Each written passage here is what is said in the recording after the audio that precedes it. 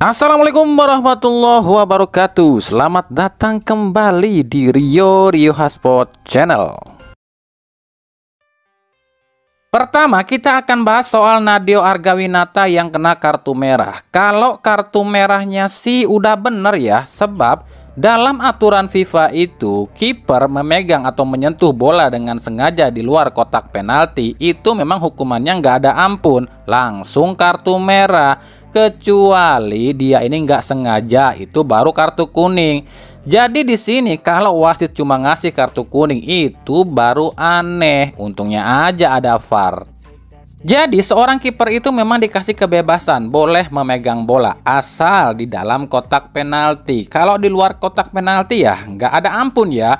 Nah kemudian yang katanya Nadeo acungkan gestur jari yang katanya meledek itu sih balik lagi ya ke attitude si pemainnya. Sebab ya kita sama-sama tahu lah Nadeo ini adalah orang yang temperamental. Jangankan di Borneo FC, wong di Bali United aja ribut mulu. Salah satunya dengan Ricky Kambuaya nih saat di Persib. Cuma kan si Nadeo ini baru balik nih dari hukuman Komdis, kok yo harus dihukum balik lagi sih sama Komdis. Masih inget dong momen Putu Gede dan Siro Alves yang acungkan jari pada penonton? Berapa ya dendanya? Kalau nggak salah waktu itu hukumannya 4-6 laga nggak boleh main deh. Dan denda itu kalau nggak salah 60-120 juta deh. Nah sekarang kita akan tunggu nih berapa lama denda yang akan diberikan oleh Komdis PSSI buat Nadeo, atau dan berapa duit nih yang akan dijatuhkan hukuman Komdis pada Nadeo, atau mungkin malah nggak ada denda kali ya, dendanya cuma larangan tampil 2 kali karena kartu merah langsung dan juga denda duit 10 juta. Kalau cuma larangan seperti itu, denda seperti itu, hukuman seperti itu, ya patut dipertanyakan Komdisnya ya, bubarin aja Komdisnya. Nggak bener nih Komdis. Buat Pak Erick Thohir, tolong dong Pak kondisikan tuh Komdisnya dan juga pemain timnasnya.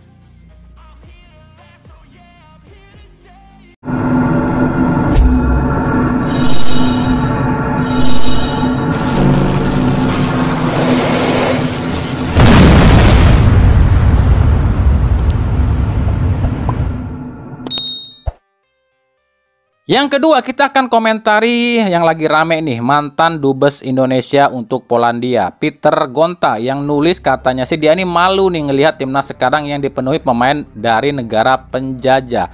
Dia bilang timnas kita diisi oleh pemain bangsa asing. Nah baca sendiri ya tuh tulisan si Gonta ini. Ini pendapat kami loh soal ini ya. Buat Bapak Gonta yang intelektual, mantan dubes RI, dengarkan ini Pak. Saya tidak malu sama sekali Pak dengan pemain timnas saat ini, sebab semuanya punya darah Indonesia. Saya itu lebih malu melihat negara ini isinya orang korup semua.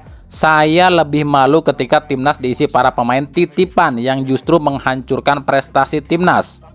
Saya lebih malu ketika melihat PSSI tanpa prestasi tapi penuh kontroversi. Saya lebih malu melihat PSSI tanpa prestasi tapi penuh dengan korupsi. Dan saya akan lebih malu melihat Anda yang mengakunya intelektual tapi nggak paham dan nggak bisa ngebedain diaspora dan naturalisasi.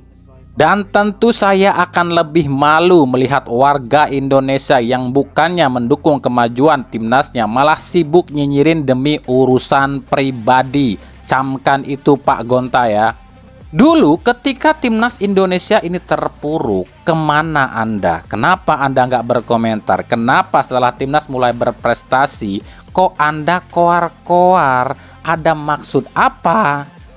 Miris banget ya ngelihat watak sebagian bangsa ini, ngakunya intelektual tapi otaknya sempit. Inilah yang sering kami bilang, para mafia bola itu mulai panas nih karena udah 2 tahun loh pemasukan mereka hilang gara-gara Erick Thohir dan Sintayong. Akhirnya mereka pun memakai segala cara, salah satunya dengan menyeret para intelektual untuk gabung dengan urusan mereka. Parah. Maju terus Pak Erick Thohir, maju terus PSSI, buktikan kalau kita bisa membungkam mulut busuk orang-orang seperti ini. Yang ketiga kita akan coba update proses naturalisasi Miss Higlers dan juga Eliano Redner. Ternyata prosesnya ini dipercepat ya. Erick Thohir ini turun tangan sendiri kali ini ya. Presiden langsung tanda tangan dan minggu depan DPR sudah diperintahkan untuk mensahkan berkas sumpah WNI 2 pemain ini. Kayaknya sih Erick Thohir ini bodoh amat ya dengan banyaknya musuh yang mulai bermunculan. Fokus Eto tetap satu ya, bahwa Indonesia lolos Piala Dunia. Indonesia itu butuh 15 poin untuk bisa langsung lolos ke Piala Dunia. Ini artinya ada 13 poin lagi yang harus diraih, dan Erick Thohir berjanji akan memberikan apapun yang diminta Sintayong dan pasukan timnas agar bisa lolos ke Piala Dunia, termasuk jika harus perang melawan para mafia di pemerintahan.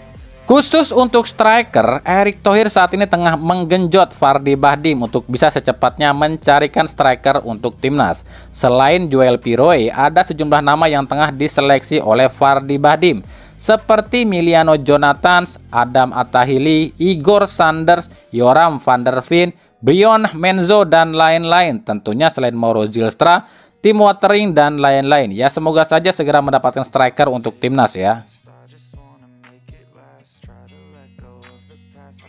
Yang keempat, inilah penampakan rumput stadion peserta grup C. Jadi wajar ya kalau pelatih Australia kemarin tuh ngomel-ngomel saat tahu rumput stadion GBK ini jelek parah. Dari 6 stadion yang dipakai di grup C ini nggak ada satupun yang pakai rumput sintetis lo ya. Tapi ya kualitasnya beda cuy. Arab, Australia, Jepang, Cina, dan Bahrain semuanya sudah memakai rumput hybrid kualitas nomor 1 yang model karpet itu ya, yang digulung. Nah, ini harus jadi catatan buat PSSI nih. PSSI memang punya dua tujuan ya kenapa memilih stadion GBK ya. Yang pertama, tujuannya adalah mengumpulkan penonton sebanyak-banyaknya, sebab PSSI butuh dana besar buat di round 3. Sebab kita tahu lah, stadion dengan jumlah penonton terbanyak cuma di GBK yang hampir 100 ribuan ya. Yang kedua, itu alasannya karena ini tuh katanya tujuannya agar lawan tuh gak bisa bergerak bebas nih kalau main di lapangan yang rumputnya kayak gini nih, dan Indonesia bisa curi peluang. Tapi kalau yang buat nomor 2 ini kami pikir salah deh. Kenapa demikian? Ketika di Qatar yang rumputnya itu bagus, itu permainan timnas Indonesia itu jauh lebih bagus loh. Lawan Arab pun permainan Indonesia bagus dengan lapangan rumput yang bagus juga. Tapi jangan lupa loh, kalau terus-terusan Indonesia memakai stadion yang rumputnya seperti ini dan para peserta grup C ini protes, Indonesia bisa dikurangin poin loh. Ini bisa bahaya loh buat timnas Indonesia. Kalau menurut saya pribadi ya, kalau memangnya nanti para peserta grup C ini protes, akan bisa pindah ke stadion yang rumputnya ini memang kualitas nomor 1 dan diakui oleh FIFA. Seperti ke stadion GBT mungkin, atau ke Manahan Solo mungkin, atau mungkin ke Sijalak Harupat yang memang sudah diakui rumputnya nomor 1 di dunia. Ya, semoga saja ini ada pembenahan dari PSSI untuk secepatnya ya.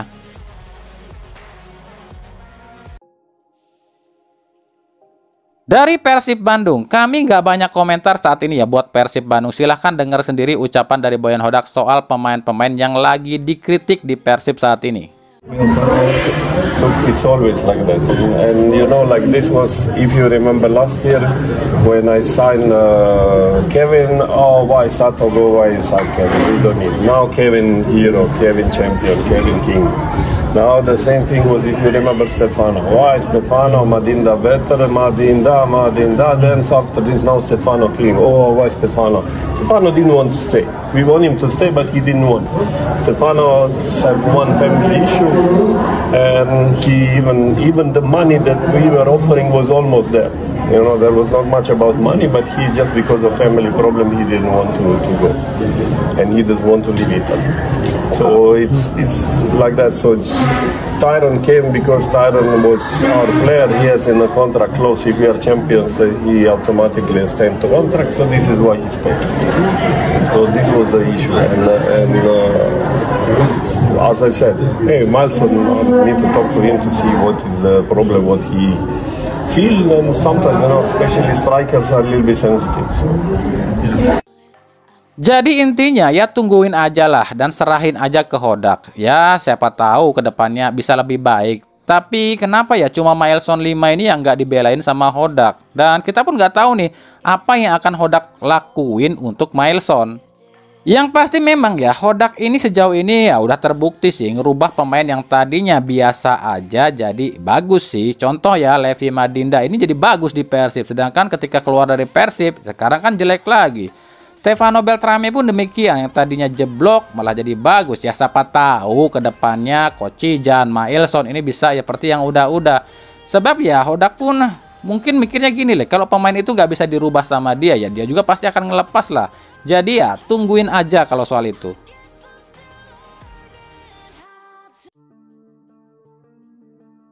Oke, selanjutnya kita akan coba sedikit mengomentari pertandingan PSBS kontra Persija. Di sini ada beberapa hal yang kami catat. Yang pertama, pelatih itu dampaknya ternyata luar biasa ya bagi permainan sebuah tim. PSBS yang sebelumnya belum pernah raih kemenangan satu kali pun, ketika mencopot Juan Schneider dan menggantinya ke Marcos Guillermo, ini langsung beringas ya. Nggak tanggung-tanggung, Persija cuy yang dibantai. Lalu apa alasan Carlos Peña usai kalah 3-1 ini? Peña sih nggak banyak omong, cuma bilang PSBS itu layak menang. Sebab dari sisi stamina, mental, dan determinasi emang kelihatan di lapangan. PSBS ini mainnya ngotot ya sejak awal dan bikin para pemain Persija ini kaget. Usai babak pertama 1-1, Carlos Peña ini berpikir bisa kali lah babak kedua nyuri gol. Taunya PSBS malah ngegas di babak kedua. Ya kocar kacir lah para pemain Persija. Ya kalau kata Carlos Peña sih masalah utama di Persija ada di stamina dan mental. Jadi para pemain Persija ini kalau digempur 7 hari 7 malam kayak gitu ya ngos-ngosan juga. Sebab ya 11 hari nggak main bola terus dihadapkan dengan serangan kayak gitu. Ya hancur lah. Jadi apa yang bisa kita pelajari dalam laga ini? Yang pertama, faktor seorang pelatih itu sangatlah penting. Pemain kalau cocok dengan pelatih itu ya keluar semua kemampuannya. Tapi buat PSBS jangan jumawa dulu. Ini baru satu laga loh. Jadi ya jangan seneng dulu. Yang kedua yang kita bisa pelajari di sini, yang namanya manusia itu kalau udah berbicara urusan perut, yang tadinya nggak bisa pun dibisa-bisain. Pemain PSBS itu di ultimatum nih, kalau nggak bisa menang lawan Persija, ini kemungkinan gajinya akan dipotong dan akan dibangku cadangkan sampai paruh musim. Ya pemain PSBS pun mikir lah kalau ini sampai terjadi bisa-bisa dapur nggak ngebul. Makanya para pemain PSBS ini ngototnya minta ampun. Sementara yang ada di pikiran para pemain Persija, alah PSBS tim promosi, tim belum pernah menang, dibantai pula sama Persib, gampang lah itu, alias terlalu pede yang akhirnya berbuah petaka. Yang ketiga yang kita bisa pelajari di sini adalah atas kekalahan ini sebenarnya ini agak bagus juga sih buat Persija agar mereka ini nggak terlena. Jika yang namanya di dunia sepak bola itu selain duit yang berkuasa, mental pun menentukan. Kita nggak bisa nganggap remeh tim manapun. Dan inilah realitas sepak bola. Di sepak bola itu ada yang namanya kalah, imbang, dan menang. Ya meskipun kalahnya dengan tim papan yang katanya dianggap tim papan bawah dan tim promosi, tapi kan tetap di lapangan itu 11 lawan 11.